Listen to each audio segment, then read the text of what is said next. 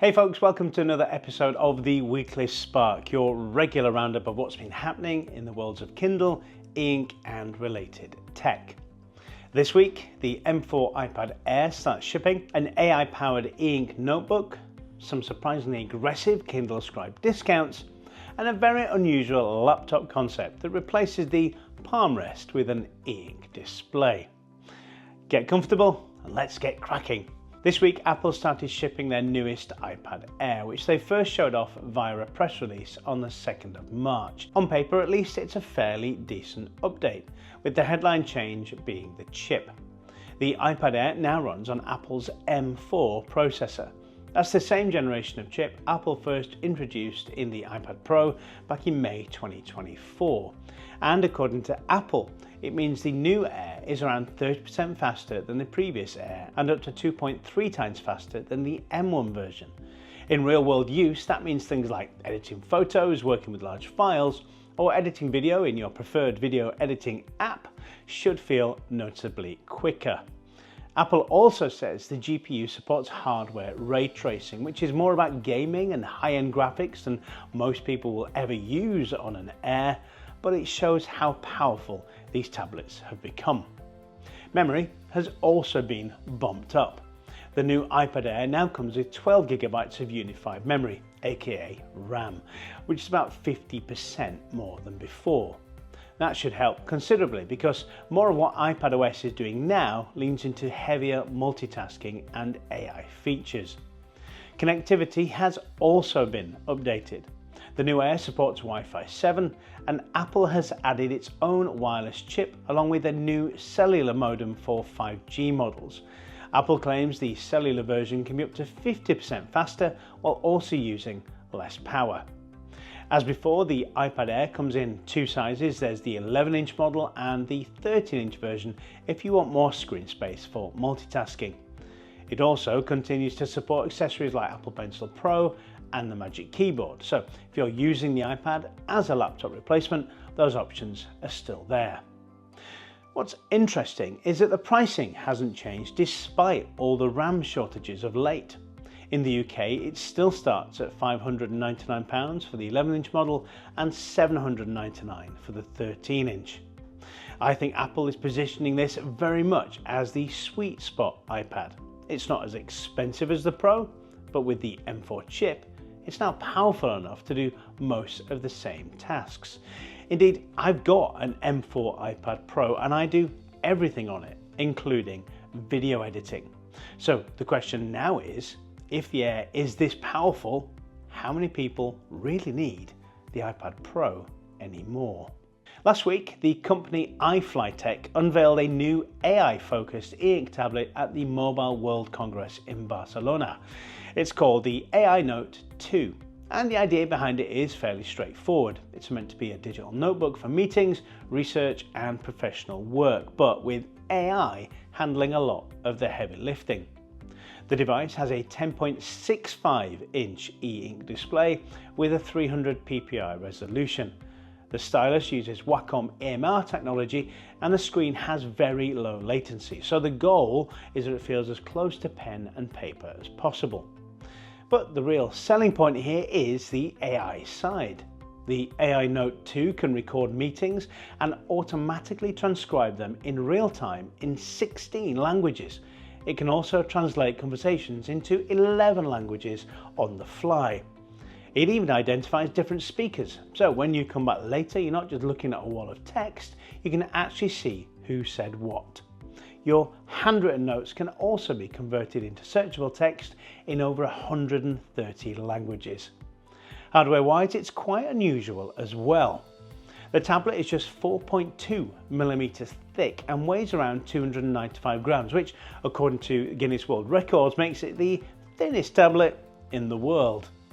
Inside, it runs Android 14 with 4GB of RAM and 64GB of storage, and the battery is around 4,000 mAh, which the company says can last up to 2 weeks depending on usage. There are also some privacy-focused features baked in.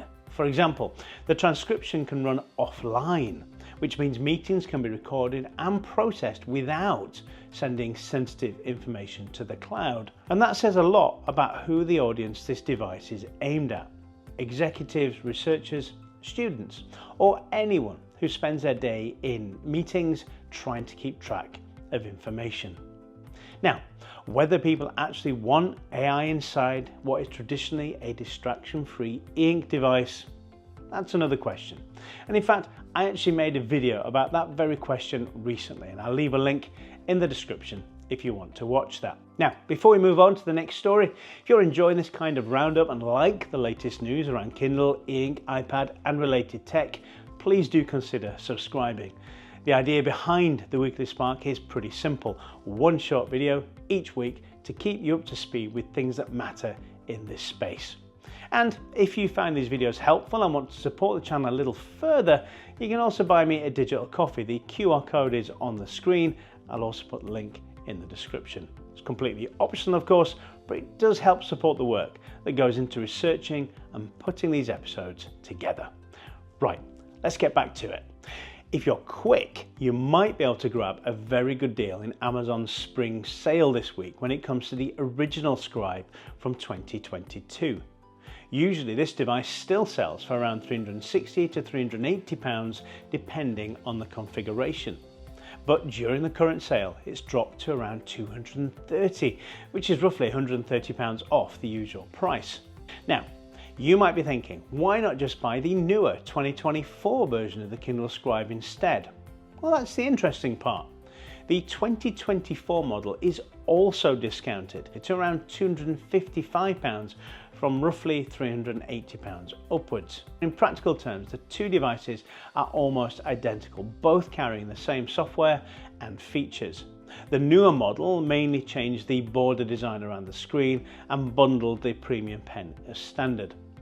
Functionally, the reading and writing experience is basically the same, which means if you're looking for a large e-ink device for reading and handwriting, the 2022 Kindle Scribe around £230 is probably the better deal this week. At that price, it's actually one of the cheapest large e-ink note-taking devices you can buy right now. And that's not something we can say very often about e-ink tablets.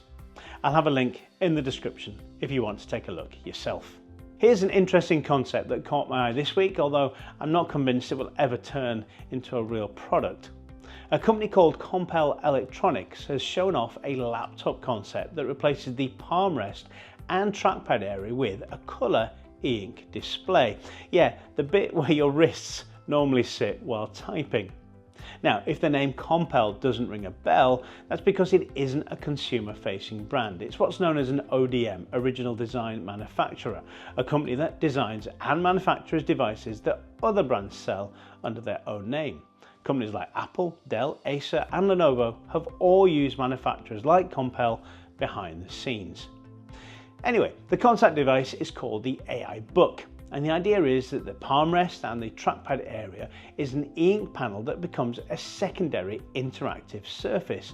Instead of just resting your hands there, you can jot down notes, sketch ideas with a stylus, or keep quick references visible while you work.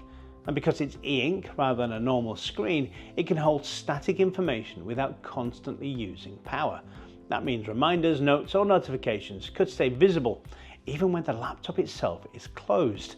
You see, in this concept, there's a hinge mechanism that allows the ink panel to flip outwards, so when the laptop is shut, you'll still see a strip of the display from the outside. In theory, that could show things like notifications, calendar reminders, or quick updates without needing to open up the machine. The problem with this concept, though, is fairly obvious. A laptop palm rest that takes constant pressure from your wrists and hands while typing.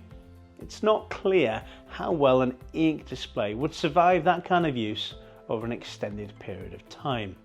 So, while it's an interesting idea and it recently picked up an IF Design Award concept mention, there's a good chance that this will remain exactly that, a concept.